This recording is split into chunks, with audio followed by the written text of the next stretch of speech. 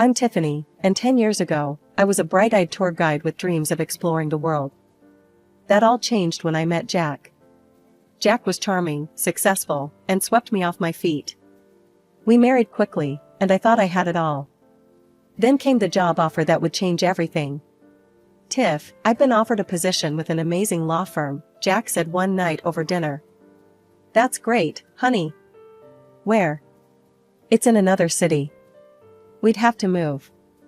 My heart sank. I loved my job, but I loved Jack more. "What about my work?" Jack's face hardened. "Come on, Tiff. This is a once-in-a-lifetime opportunity. You can find work anywhere." I hesitated, but his excitement was contagious. "You're right. We'll make it work." We moved to a big house in a new city. At first, it was exciting. But as the boxes were unpacked, so was a new version of Jack I'd never seen before. "The house is a mess," he snapped one day, looking around our half-unpacked living room. "I'm working on it," I said, gesturing to the boxes. "Work faster. I can't live like this." I was taken aback, but brushed it off. He was under stress from the new job, I told myself. Weeks passed, and I struggled to find work. "Maybe I should look for a tour guide position here," I suggested one evening. Jack laughed. "Don't be ridiculous. You need to focus on the house. It's still not up to par." "But I want to work, Jack. I miss it." He stood up, towering over me. "I'm the one working, Tiffany. Your job is here, making sure everything is perfect for me. Got it?" I nodded, fighting back tears. This wasn't the man I married, but I was determined to make it work. Little did I know, this was just the beginning of a nightmare that would last for years. As the days turned into weeks, and weeks into months, I found myself trapped in a routine of endless housework and walking on eggshells. Jack's demands grew more unreasonable, and his temper shorter. One day, I suggested hiring a housekeeper to help with the workload. Jack's face turned red. "Are you kidding me? You want to waste my hard-earned money on something you should be doing? This is your job, Tiffany. If you can't handle it, maybe you're not cut out to be my wife." His words stung, but I swallowed my pride. "You're right, I'm sorry. I'll try harder." And try harder I did. I threw myself into being the perfect housewife, hoping it would bring back the man I fell in love with. But the more I did, the more Jack expected. As his career soared, our relationship plummeted. I watched from the sidelines as he became a celebrated lawyer, all while I faded into the background, a ghost in my own home. As the years passed, I became a master of social media management, running Jack's accounts from behind the scenes. It was ironic, I crafted the image of a successful, happy couple while living a lie. One evening, as I was preparing dinner, Jack stormed in, slamming the door. "Rough day?" I asked, trying to keep my voice steady. "Shut up and get my food ready," he snapped. I quickly plated the meal I'd spent hours preparing. Jack took one bite and spat it out. "This is disgusting. Can't you do anything right?" Before I could respond, he swept the plate off the table. It shattered on the floor, food splattering everywhere. "Clean it up," he growled, standing over me as I knelt to pick up the broken pieces. Tears stung my eyes, but I didn't dare let them fall. This had become our new normal. The next day, determined to do better, I spent hours cooking Jack's favorite dish. As I set the table, I realized with horror that I'd forgotten the bread. Jack walked in, loosening his tie. "Where's my food?" "Coming right up," I said, hurrying to serve the soup. He sat down, looked at the table, and exploded. "Where's the bread? Are you really this incompetent?" In one swift motion, he knocked the bowl off the table. Hot soup splashed across my leg, and I couldn't hold back a scream of pain. "God, you're so stupid," Jack muttered, leaving me alone with the mess and my burning skin. As I cleaned, sobbing quietly, a thought hit me like a thunderbolt. How did I let it get this bad? When did I become this shell of a person? The next morning, I woke up with a resolve I hadn't felt in years. I couldn't live like this anymore. Jack, I said as he was about to leave for work, I can't do this anymore. I want a divorce. He turned slowly, a cruel smile spreading across his face. A divorce? You? He laughed, a sound that sent chills down my spine. Listen carefully, Tiffany. If you leave me, I'll destroy you. You'll have nothing, no money, no reputation, nothing. You'll end up on the streets with the other worthless people. My breath caught in my throat. I'd seen the homeless in our city, their desperate faces haunting me. Could that really be my fate? Face it, Jack continued, you're nothing without me. Remember that. As he left, slamming the door behind him, I sank to the floor. He was right, I had no money of my own, no career, nothing. But I also knew I couldn't keep living like this. That day marked a turning point. I might not have had the courage to leave yet, but I started planning. I began secretly recording our interactions, saving abusive texts, and documenting everything. If I was going to escape, I needed proof. As I continued to document Jack's abuse, his career reached new heights. He won a high-profile case, and decided to celebrate at home with colleagues and friends. You'll prepare everything, he ordered. And don't even think about ordering in. I want it all homemade. For days, I worked tirelessly.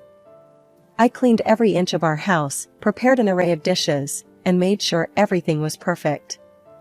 The night of the party arrived, and I was exhausted but ready. Jack came home early, carrying a bottle of wine. Here, he said, pouring me a glass. You look like you could use this. I was surprised by his gesture, but accepted gratefully. The wine tasted odd, but I chalked it up to my fatigue. Jack barely touched his glass. Go change, he said.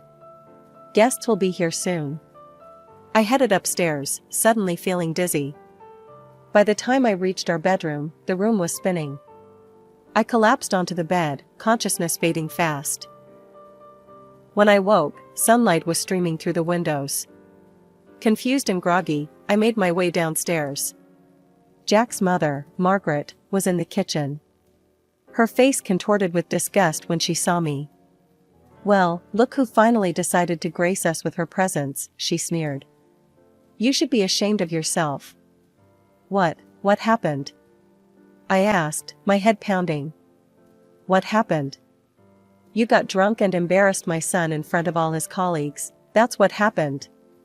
Margaret's voice rose with each word. He had to call me to help entertain, because his wife was passed out drunk upstairs. I felt sick. No, that's not possible. I only had one glass of wine. Oh, save it, Margaret cut me off. I always knew you weren't good enough for my Jack. Now everyone knows what a mess you are. As Margaret continued her tirade, fragments of memory surfaced. The strange taste of the wine. Jack barely drinking his. The sudden onset of dizziness.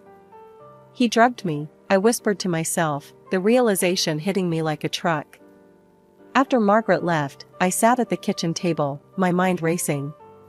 Jack was systematically destroying my reputation. If I tried to leave now, who would believe me? That day, I stepped up my efforts. I bought a new phone and hid it carefully. I started recording everything, Jack's drunken rants, his 3 a.m. cleaning demands, every insult and threat. One incident I recorded stood out painfully in my memory. It was my birthday, and I had hoped Jack might remember, might show a glimmer of the man I once loved. I prepared a special dinner, holding on to a foolish hope for a peaceful evening. Jack stumbled in late, reeking of alcohol. I hit record on my hidden phone as he entered the kitchen. What's all this? He slurred, eyeing the carefully set table. It's my birthday, Jack. I made dinner, I said softly. He laughed, a cruel, harsh sound. Your birthday? Who cares? Look at you, you fat cow. You don't deserve a celebration. I felt each word like a physical blow, but kept the camera rolling as he continued his tirade. And this? He gestured at the food. This is slop. You call yourself a wife? Can't even cook a decent meal. He swept the plates off the table, food splattering across the floor I'd scrubbed meticulously earlier. I flinched but didn't move, letting the camera capture every moment of his drunken cruelty. Another night, the recording caught an even more bizarre incident. It was 3 a.m. when Jack shook me awake roughly. "Get up," he hissed, pulling me out of bed. "What's wrong?" I asked, disoriented and frightened. "I found dust. The house is filthy. Clean it. All of it. Now." For hours, I scrubbed every surface of our home, Jack following behind, inspecting my work with a critical eye. All the while, my phone recorded from its hidden spot, capturing his relentless demands and my exhausted compliance. These recordings became my secret weapons, concrete evidence of the abuse I endured. Each file was carefully saved and backed up, a digital archive of my suffering and, ultimately, my path to freedom. Meanwhile, I heard the whispers when we were out. Saw the looks of contempt from Jack's friends. But I kept smiling, playing the role of the perfect wife while secretly fighting for my freedom. Our wedding anniversary was approaching. Despite everything, a small part of me hoped things might improve. But I should have known better. The night of our anniversary, Jack came home in high spirits. "I booked us a table at the best restaurant in town," he announced. "Let's celebrate." I was wary, but agreed. Before we left, Jack handed me a glass of lemonade. "I made it myself," he said with a smile that didn't reach his eyes. Alarm bells rang in my head. I pretended to drink, but when Jack stepped out to make a call, I quickly poured it into a nearby plant. As we drove to the restaurant, I felt myself getting drowsy. I fought to stay awake, but my eyes were so heavy. The next thing I knew, I was being roughly pulled from the car. Through half-closed eyes, I saw Jack sneering down at me. "This is where you belong," he spat, throwing my purse far into the darkness. "With the other worthless people." I heard the car door slam, tires screeching as Jack sped away. My heart raced as I took in my surroundings. Trash littered the streets, and shadowy figures lurked in the darkness. The sound of distant gunshots made me flinch. I was alone, dressed up and wearing jewelry, in the most dangerous part of town. Jack's plan was clear. He hoped I'd fall victim to the criminals who called this area home. Panic threatened to overwhelm me, but I forced myself to think. I spotted a small convenience store, its flickering neon sign a beacon of hope in this desolate place. I ran towards it, my heels clacking on the cracked pavement.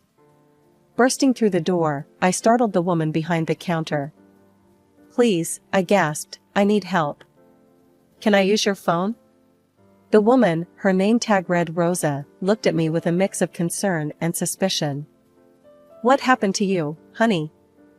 In a rush, I explained my situation. Rosa's eyes widened, and without a word, she locked the store's front door. "Can't have any troublemakers coming in," she explained, handing me her cell phone. "Make your call, sweetie. You're safe here." With shaking hands, I dialed my friend Sarah's number, silently thanking my good memory. Sarah answered on the third ring. "Sarah, it's Tiffany. I need help," I said, my voice breaking. "Tiff? What's wrong? Where are you?" I gave her the store's address, and she gasped. "That's the worst neighborhood in the city." "What are you doing there?" "Jack, he left me here." "Please, can you come get me?" "I'm on my way. Don't move." As I waited, Rosa kept me company, her kindness a stark contrast to the cruelty I'd become accustomed to. "Thank you," I said as Sarah's car pulled up outside. "You may have saved my life tonight." I slipped off the expensive ring Jack had given me years ago. "Here, please take this." "It's not much, but—" Rosa shook her head. "Keep it, honey. Use it to start your new life." Tears in my eyes, I hugged her before rushing out to Sarah's car. As we drove away, Sarah turned to me. "Tiff, this has to stop. You need to fight back." "How?" I asked, feeling defeated. "He has all the power, all the connections."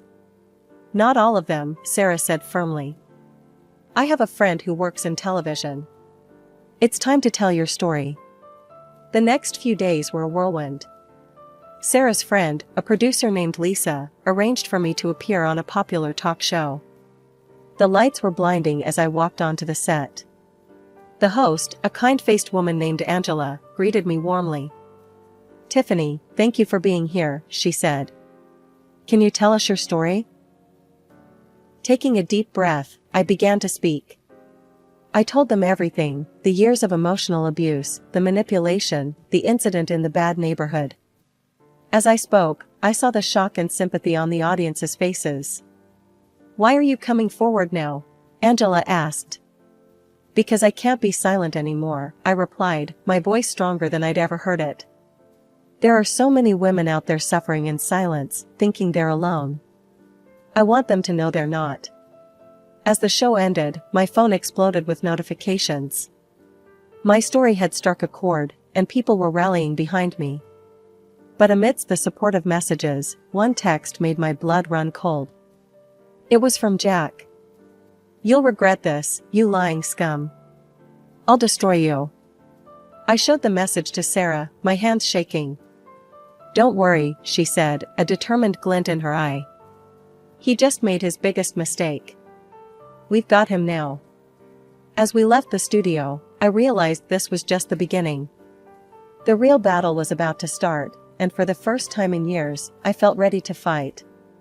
The days following my TV appearance were a blur of activity. My phone rang constantly with calls from journalists, lawyers, and women's rights advocates. Jack's threats continued, but each one only strengthened my resolve. One morning, I received a call from a number I didn't recognize.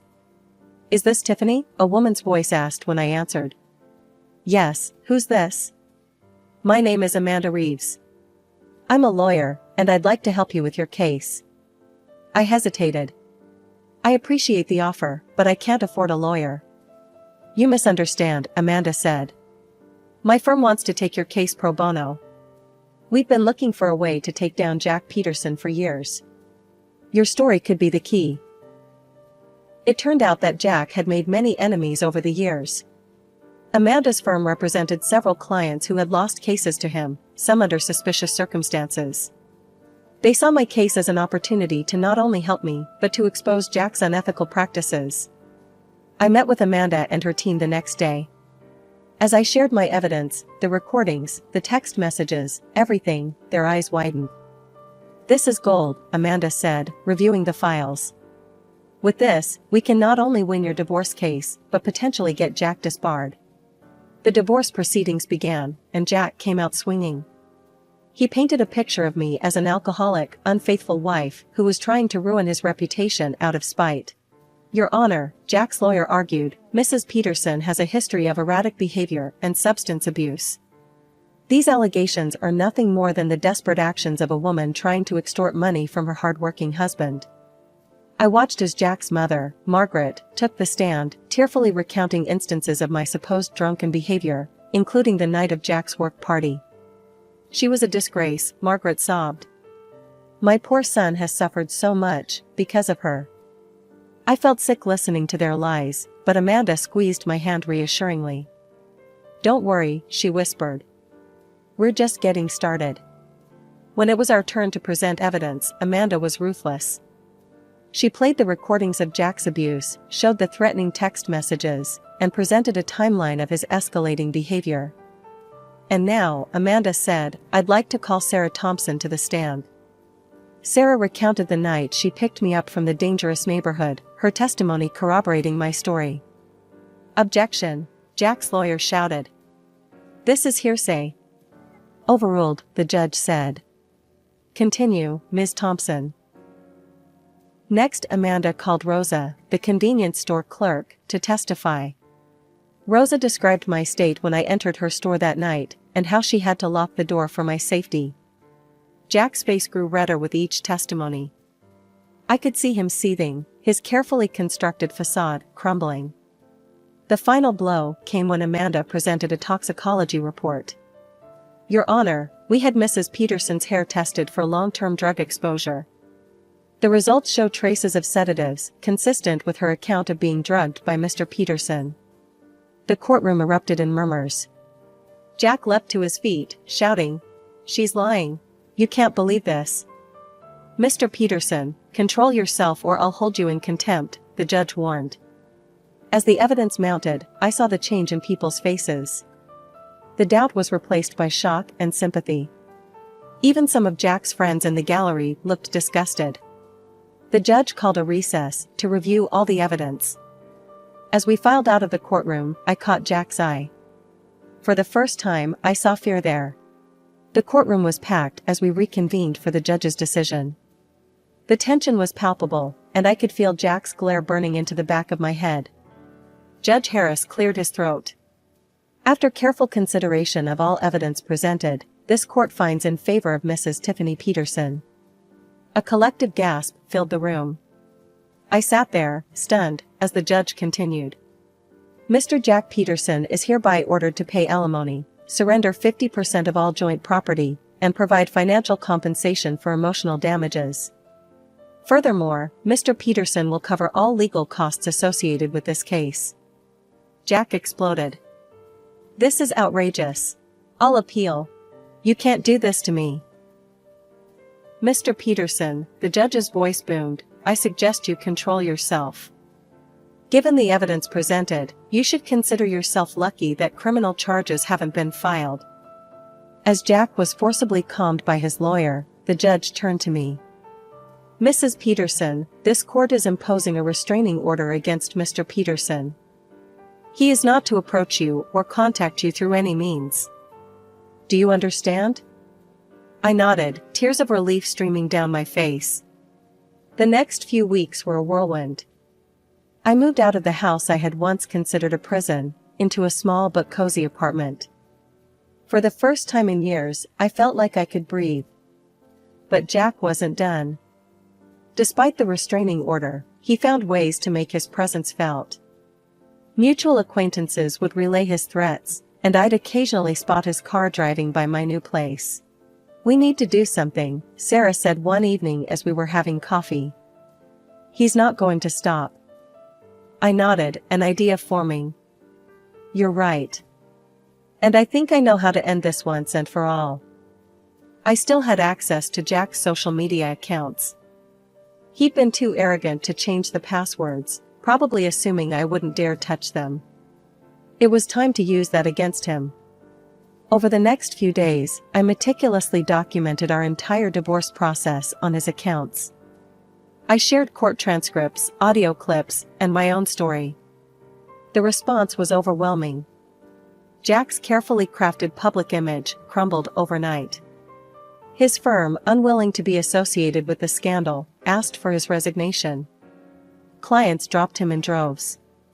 When Jack realized what was happening, he went ballistic. He showed up at my apartment, pounding on the door. "You scum," he screamed. "I'll kill you for this." I called the police, and they arrived quickly. Jack was arrested for violating the restraining order, his threats caught on my phone's voice recorder. As they led him away, I saw the man I had once loved, now a shell of himself, broken by his own cruelty and arrogance. In the following months, I heard through the grapevine that Jack had moved to another state, trying to rebuild his career. But his reputation followed him, and he struggled to find work. As for me, I was rebuilding too, but in a much different way. The publicity from the case led to an opportunity one never expected. A local charity that helped women escape abusive relationships reached out to me. "We'd like you to come work with us," the director said. "Your experience could help so many women." I accepted without hesitation. For the first time in years, I felt like I had a purpose. I was using my pain to help others, and in doing so, I was healing myself. 1 year after the trial, I stood in front of a room full of women, all survivors like me. As I shared my story, I saw hope rekindling in their eyes. "Remember," I told them, "you are stronger than you know. Your story matters. And you are not alone." As I looked out at their faces, I realized that this moment, this purpose, was what I had been fighting for all along. Not just my freedom, but the chance to help others find theirs. As months passed, my work at the charity became more than just a job, it became my calling. I found myself connecting with women from all walks of life, each with their own harrowing stories of abuse and survival. One day, a young woman named Emily came to our center. Her story was painfully familiar: a controlling husband, isolation from friends and family, and a deep-seated fear of leaving. Over the next few weeks, I worked closely with Emily, helping her create a safety plan and build up her confidence. When she finally left her husband, the look of relief on her face was all too familiar. "Thank you," she whispered, hugging me tightly. "You saved my life." Her words hit me hard. In helping her, I realized I was also continuing to heal myself. As our center's reputation grew, we started receiving invitations to speak at conferences and events. At first, the idea terrified me. Public speaking had never been my forte, and the thought of sharing my story with large audiences made my palms sweat. But Sarah, ever my rock, encouraged me. "Tiff, your story could help so many people. You've got to do this." My first speaking engagement was at a local university. As I stood at the podium, looking out at the sea of faces, I felt a surge of strength I didn't know I possessed. "My name is Tiffany," I began, "and this is my story of survival." As I spoke, I saw the impact my words were having. Students leaned forward in their seats, some wiping away tears, others nodding in understanding or clenching their fists in anger at what I'd endured. After the talk, a line of people formed to speak with me. Many shared their own experiences or those of loved ones. Others simply wanted to offer support. That night, as I lay in bed reflecting on the day, I felt a profound sense of purpose. My past, painful as it was, had become a tool for change. The speaking engagements continued, taking me across the country. I spoke at universities, women's shelters, and even a TEDx event. Each time, I drew strength from the audience, from the knowledge that my words might be the lifeline someone needed. During this time, I also started writing a book about my experiences. It was a grueling process, forcing me to relive some of my darkest moments. But it was also cathartic, allowing me to process my trauma in a new way. The day my book was published was surreal. Seeing my name on the cover, my story laid bare for the world to read, filled me with a mix of terror and pride. To my amazement, the book resonated with people. It climbed the bestseller lists, and I soon found myself doing interviews on national television. During one such interview, the host asked me a question that made me pause. "Tiffany, after everything you've been through, do you have any regrets?" I thought for a moment before answering. "I regret the years I lost to fear and abuse. But I don't regret my journey. Every step, every struggle, led me to where I am now, able to help others find their strength. So no, I wouldn't change a thing." As I continued my work, I realized that my story was far from over. Each day brought new challenges, new opportunities to grow and to help others. The scared, silenced woman I once was had become a voice for the voiceless, a beacon of hope for those still trapped in the darkness I had escaped.